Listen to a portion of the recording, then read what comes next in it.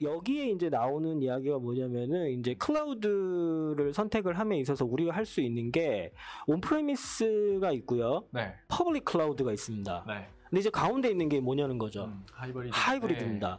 그러니까 하이브리드 그러면은 우리 많이 알고 계시잖아요. 두 개의 심장, 뭐 우스갯소리도 이야기를 하시는데 이제 뭐 하드 디스크에는 SSD와 그 일반 하드가 같이 들어있는 하이브리드 과도기적인 게 있었고, 그다음 자동차도 그렇죠. 전기 자동차와 내연기관이 하나 있는데 하이브리드가 있는데 이거는 왜 하이브리드 클라우드 컨셉을 가져가야 되냐면은 온프레미스는 이제 저희 쪽에서는 윈도우 서버 2019로 구축할 수 있는 거고 클라우드는 우리가 알고 있는 퍼블릭 클라우드가 이제 뭐 A사, A가 두 개 있죠.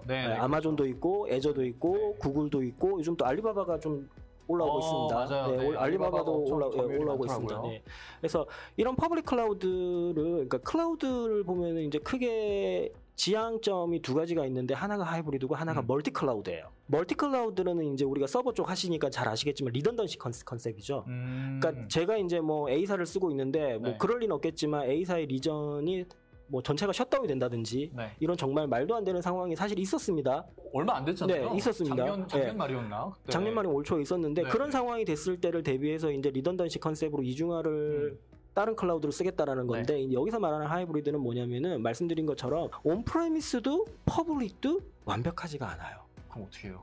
그래서 하이브리드가 있는 겁니다. 그래서 하이브리드가 있는 겁니다. 근데 이게 온프레미스도 완벽하지 않고 클라우드도 완벽하지 않아서 두 가지의 단점을 좀 희석시키고 장점만 모아는 게 하이브리드라고 생각할 수가 있겠는데. 네. 근데 그 두 개의 단점을 고스란히 다 가지고 있는 거 아니에요? 또? 그거는 이제 운영의 묘라고 해가지고 어떻게 쓰시냐에 따라 다른 건데 당연히 뭐 단점을 부각하진 않겠죠. 그렇기 때문에 왜 그러냐면은 저희가 이제 짚어본 것처럼 클라우드의 사실 불편함도 있었지만 장점도 많습니다. 그러니까 비즈니스 어질리티 측면에서 본다든지 했을 때 확장성이나 이런 것도 분명히 생각을 해야 되거든요.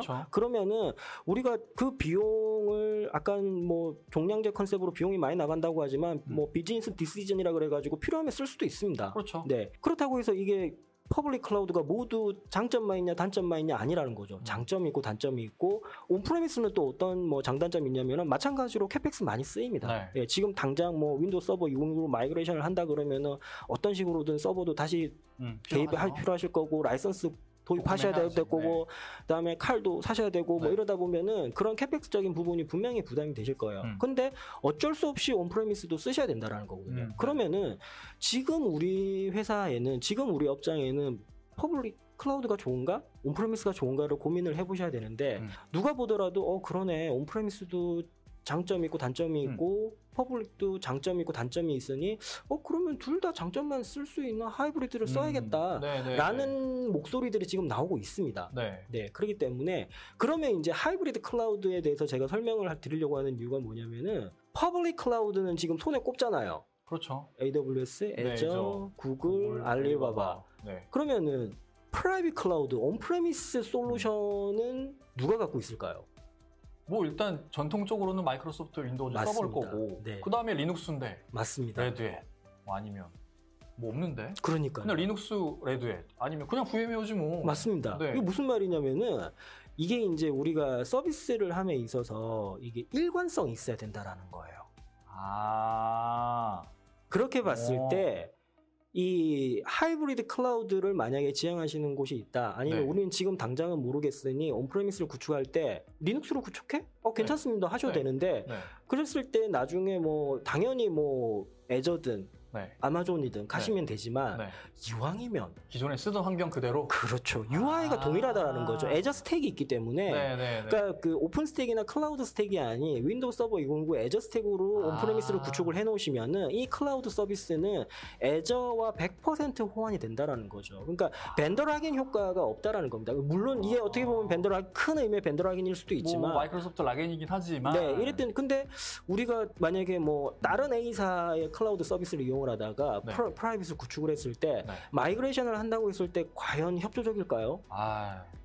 대부분 클라우드로 옮길 때 중도에 포기하는 이유 중에 하나가 마이그레이션 어려워서. 맞습니다. 진짜. 네, 이게 반대 상황도 똑같아요. 그러니까 프라이빗에서 퍼블릭으로 간다든지 퍼블릭에서 프라이빗으로 왔다 갔다 하는 마이그레이션이 완벽하게 일관성 있게 된다라는 것 하나만으로도 여러분들께서 만약에 클라우드를 지향한다고 하셨을 때 MS를 한 번 더 돌아받아 싶사는 게 이 부분이라는 겁니다. 이게 지금 딱 드는 생각이 퍼블릭에서 AWS가 압도적인 1등이라고 해요. 근데 그들은 그냥 퍼블릭으로 출발한 데잖아요. 맞습니다. 유일하게 지금 클라우드 사업자 중에서 온프레미스로 시작해서 퍼블릭까지 완벽하게 다 이렇게 생태계를 구축해 놓은 데가 마이크로소프트밖에 없네요. 맞습니다. 생각해보니까 구글도 프라이빗 없잖아요. 없습니다. 알리바바도 없고 MS밖에 없네. 그러니까 흔히 말하는 도어 투 도어가 가능해진다는 거죠.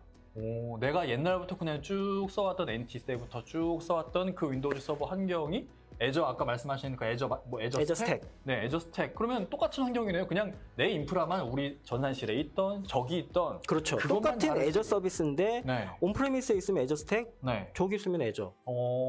그러니까 이 일관성 있는 이 서비스라는 게 왜냐면은 이제 우리가 비즈니스 어질리티, 저는 클라우드의 가장 큰 장점을 비즈니스 어질리티라고 생각을 하는 사람인데 그러면은 이제 그 긴밀하게 움직일 때 이 일관성 있는 서비스가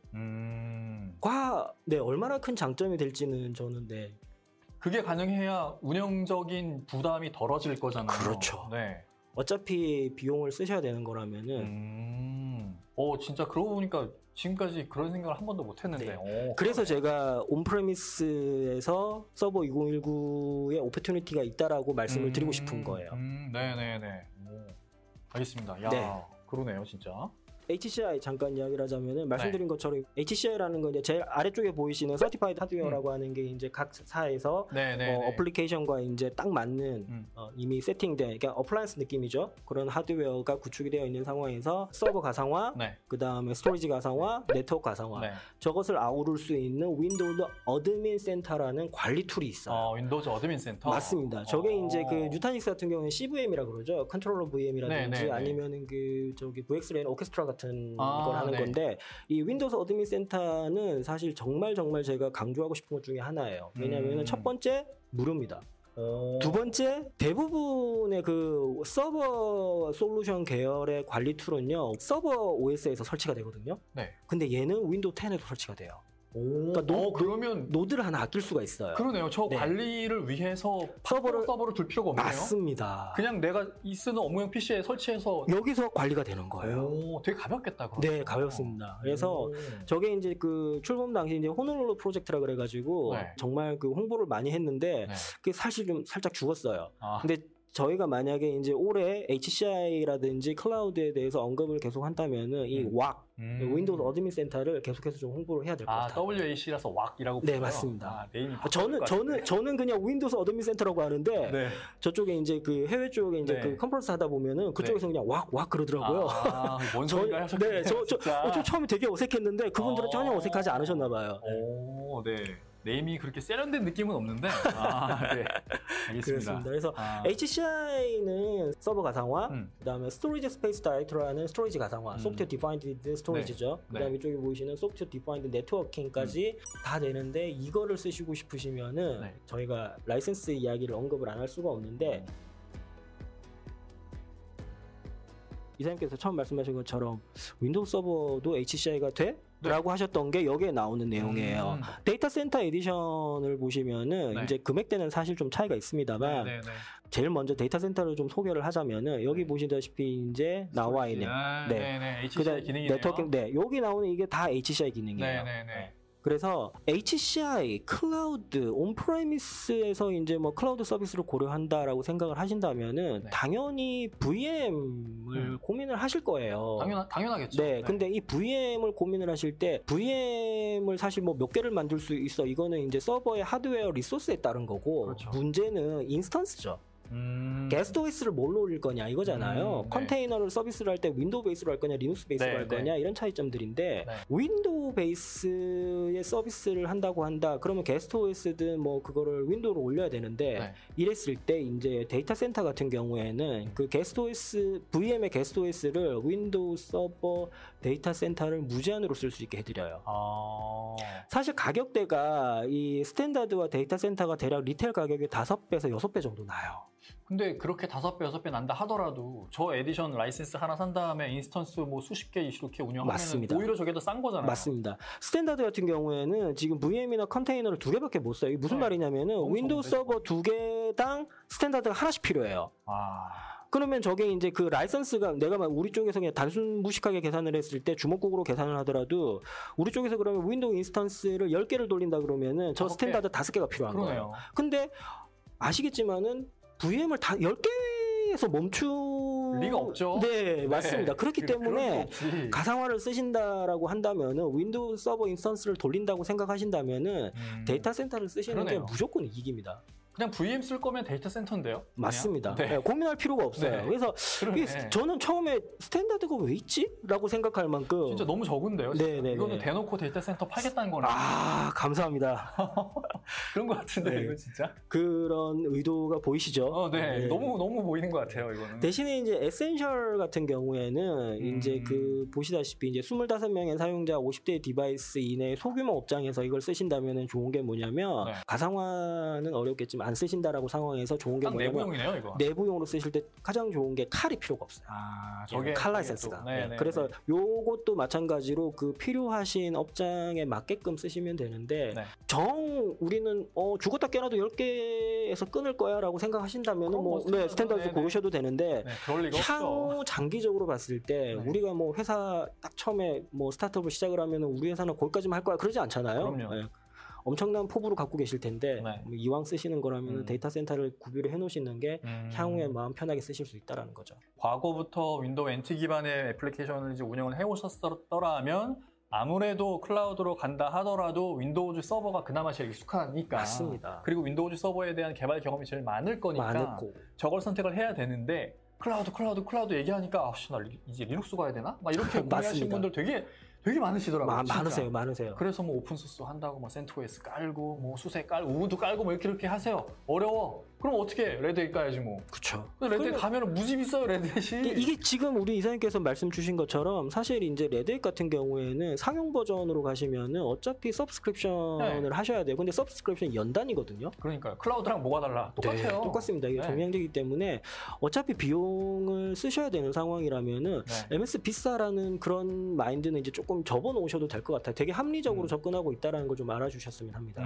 이제 칼에 대해서 좀 언급을 해드리고 싶습니다. 이 칼이라는 게 사실은 이제 클라이언트 액세스 라이선스라고 해가지고 이제 우리 사용자가 윈도우 서버가 설치되어 있는 서버에 접속할 수 있는 권한이거든요. 그렇죠. 그래서 윈도우 서버 쓰려면 무조건 있어야 되는 거잖아요, 칼이. 맞습니다. 무조건 있어야 됩니다. 근데 이 칼 라이센스가 없어도 윈도우 서버에 접근할 수는 있잖아요. 이게 이제 사실 라이선스라는 게 그렇습니다. 그러니까 윈도우 서버 2019도 똑같고요. 윈도우 10도 똑같고요. 라이선스잖아요. 뭐 속된 말로 이제 마이크로소프트는 이제 라이선스 장사라는 건데 이게 이제 두 가지 측면에서 바라보셔야 돼요. 이게 무슨 말이냐면 이게 테크니컬 이슈와 리걸 이슈를 보셔야 돼요. 그러니까 법적인 이슈와 기술적인 이슈를 봐야 되는데 지금 말씀 주신 것처럼 사실 이제 뭐 OS라는 거는 어디에나 설치 가능하죠. 그렇죠. 이거는 테크니컬 이슈예요. 근데 그거를 쓸 수 있냐 없냐 이게 무슨 말이냐면은 이제 칼을 저희가 이제 그 비유를 할 때 뭘로 하냐면은 드라이버 라이센스로 약간 비유를 합니다. 운전 면허증. 그러니까 면허증이 없다고 해서 운전을 못하는 건 아니시잖아요. 그렇죠. 근데 면허증이 없이 운전을 하시면은 이게 나중에 뭔가 사고가 발생했을 때 문제가 심각해지죠. 많이 커지잖아요. 그래서 이 칼은 드라이버 라이센스랑 비교를 하시면 될 것 같습니다. 그래서 기술적으로 뭐 쓰시는 데는 없다고 하는데 문제 없으실 거예요. 저희가 뭐 어디 공도만 아니라면은 뭐 쓰시잖아요. 사실 드라이버 그러니까 운전 면허증이 없어도. 근데 우리는 이제 좋은 의미로 뭐 인터넷 용도로만 써. 근데 이런 것들도 사실은 이양하셔야 된다라는 거죠. 그래서 그 칼은 꼭 마이크로소프트의 윈도우 서버를 합법적으로 정상적으로 사용하심에 있어서는 반드시 구비를 해야 되시는 거고 이제 크게 보면은 이제 두 가지 모델이 있습니다. 하나는 이제 유저 칼, 사용자 뭐 칼이라고도 하고요. 그 다음에 디바이스 칼. 그래서 뭐 그 장치당 하는 건데 사실 이제 우리 업장에서 그럼 유저 칼을 구비해야 되나요? 디바이스 칼을 구비해야 되나요?라는 질문들을 되게 많이 하세요. 근데 이게 그 칼마다 금액이 다르거든요. 조금 다릅니다. 디바이스 칼이 조금 더 비쌉니다. 근데 이거는 금액적인 메리트가 있는 쪽으로 하시면 돼요. 그러니까 시뮬레이션을 하셔가지고 내부적으로 상황에 맞게 시뮬레이션을 하셔가지고 우리는 지금 보자 뭐 이렇게 보니까는 유저 칼이 얼마가 필요한데 만약에 디바이스 칼로 쓰면은 디바이스 칼은 뭐 얼마가 필요하겠네 했을 때 금액을 이렇게 하셔가지고 시뮬레이션 하셔서 더 저렴한 쪽으로 더 유리한 쪽으로 하시면 돼요. 뭘 구비하셔야 된다 이건 없습니다. 근데 대신에 디바이스 칼을 구매를 하셨다면은 그 디바이스만 서버에 접속을 하는 거겠죠. 약간 콘솔적으로 콘솔처럼 사용하셔야 되니까 그런 상황이 전혀 불편하지 않으시다. 그럼 그렇게 쓰셔도 되는 거예요. 그래서 디바이스 칼하고 유저 칼은 이제 물론 뭐 RDS 칼이라든지 뭐 액티브 디렉토리에 또 필요한 칼이 있고요. 뭐 외부에서 접속할 때는 EC라고 또 있습니다. 익스터널 커넥터도 있고 뭐 이렇게까지 가면 이제 많이 복잡해지고 그러는데 그거는 나중에 이제 저희 뭐 구매할 때 파트너님한테 뭐 확인을 하신다든지 채널 영업 담당자님한테 문의를 하시면 더 디테일하게 알려주실 텐데 제가 오늘 꼭 짚고 넘어가고 싶은 내용은 그거라는 거예요. 그러니까는 윈도우 서버에 합법적으로 접속하기 위한 권한은 반드시 칼이라는 게 필요하다. 그리고 이 칼에는 두 가지 종류가 있는데 유저 칼과 디바이스 칼이 있으며 금액적으로는 디바이스 칼이 조금 더 비쌉니다. 하지만 그러면 어느 걸 쓰는 게 좋나요? 라고 했을 때는 여러분들 업장에 맞추셔가지고 편하신 쪽으로 시뮬레이션 하셔서 조금이라도 금액적인 메리트가 있는 쪽으로 쓰시면 돼요. 불편하지 않으시고 금액적인 메리트가 있는 쪽으로. 그래서 그 칼 라이센스에 대해서는 꼭 한번 언급을 해드리고 싶었고요. 그래서 칼은 제일 좋은 거는 사실 여기에 나와 있는 내용들을 다 뭐 숙지를 하실 필요는 없습니다. 근데 중요한 거는 구비를 하셔야 된다.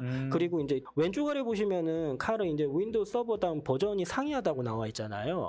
그러면 이제 우리가 기존에 이미 이제 윈도우 서버를 쓰실 때 윈도우 서버 2012 칼을 갖고 계시면은 걔는 2012 칼로는 2016이나 2019 상위로는 못 쓰세요. 2008 아래 버전으로 쓸 수 있는 거네요. 가능합니다. 다시 말씀드리면은 2019 칼을 갖고 계시면은 다 쓸 수 있네. 2012 뭐 2016 다 쓰실 수 있어요. 지금 구매하면 2019 칼이겠네요? 당연히 그러셔야죠. 요거 하나만 좀 더 추가적으로 기획을 해주시면 좋을 것 같습니다. 보시다시피 저기에는 지금 우리 기업에는 하이브리드 전략이 있습니다. 우리 조직에는 다중 클라우드 전략이 있습니다라고 하다 저렇게 이미 모든 기업들이 하이브리드를 고민을 하고 계세요. 그러니까 이거는 마이크로소프트가 독려하고 막 주도하는 게 아니라 시장에서 이미 온프레미스만으로도 비즈니스는 조금 부족하고 퍼블릭만으로도 이러이러한 불편한 점들이 있으니 이것들을 잘 장점만을 쓰는 운영의 묘를 두는 그런 하이브리드 클라우드 정책에 대해서 많은 분들이 가져가고 계세요. 앞서 말씀드린 그런 S사도 마찬가지로 AWS에서 지금 온프레미스로 마이그레이션을 한다고 했지만 100% 마이그레이션을 한 건 아니거든요. 남아 있습니다. 거기에. 그래서 불필요한 거는 내리고 필요한 거는 두고 이런 운영의 묘가 하이브리드 클라우드라고 보시면 될 것 같습니다. 그래서 밑에도 나와 있다 보시다시피 뭐 민첩성이라든지 개발 속도 향상, 뭐 그다음에 로우 데이터 처리하고 이런 건 아무래도 퍼포먼스가 빠르다 보니까 클라우드 쪽에서 훨씬 더 효율적일 수 있습니다. 왜냐하면 저것만을 위해서 다시 우리가 서버를 보충하고 빼고 이런 것들이 쉽지 않잖아요. 그게 오히려 더 비효율적인 것 같아요. 엄청 비효율적이죠. 그렇기 때문에 이 하이브리드 클라우드는 제가 드리는 말씀이 아니고 제가 여러분들을 세뇌시키는 게 아니라 이미 시장은 하이브리드를 바라보고 있다. 그럼 하이브리드를 바라보고 있을 때 가장 우리가 고민해야 되는 부분은 어떤 것이며 하이브리드를 가장 일관되게 제공할 수 있는 서비스 프로바이더는 어딜 것이냐 라는 부분을 저는 말씀드리고 싶다라는 거죠. 지금 시작을 뭐 퍼블릭에 하셨더라고 하더라도 그러니까 이런 경우가 있을 수가 있어요. 뭐 캐펙스적인 측면에서 봤을 때 우리는 스타트업이니까 온프레미스는 안 될 것 같아. 가자. 그냥 퍼블릭 가자 라고 하는데 말씀드린 것처럼 그러면은 그 회사는 평생 퍼블릭으로만 버틸 수 있을까요? 규모가 어느 정도 커지면 오히려 그때 가서 온프레미스를 구축을 하겠네요. 해야 됩니다. 바라봐야 돼요. 그렇기 때문에 그때도 뭐 온프레미스를 항상 고민을 하셔야 된다라는 저는 말씀을 드리고 싶고 그 상황이 됐을 때 이왕이면은 그 우리가 알고 있는 AWS가 아닌 또 다른 A를 쓰는 애저 회사를 쓰신다면은 한 수 더 앞을 바라보고 온프레미스 구축을 하실 때 편하다라는 거죠. 왜냐면은 서버 마이그레이션을 할 때 전혀 이질감이 없다라는 겁니다. 하이브리드 환경을 고려를 해야 된다면 그 얘기인 즉슨 온프레미스를 반드시 사용해야 되는 환경이라면은 AWS보다는 애저가 좀 더 나은 선택이 될 것 같네요. 맞습니다. 알겠습니다. 자, 그러면 저희가 준비한 발표 자료는 이 정도. 오늘 되게 발표 자료가 그렇게 많지 않죠? 저희가 열심히 만담을 나누듯이 얘기를 많이 했는데 시간이 금방 가버렸네요. 그럼 지금까지 시청해주셔서 정말 감사드리고요. 저희는 이만 물러가겠습니다. 감사합니다. 시간 내주셔서 감사합니다. 감사합니다. 수고하셨습니다. 감사합니다.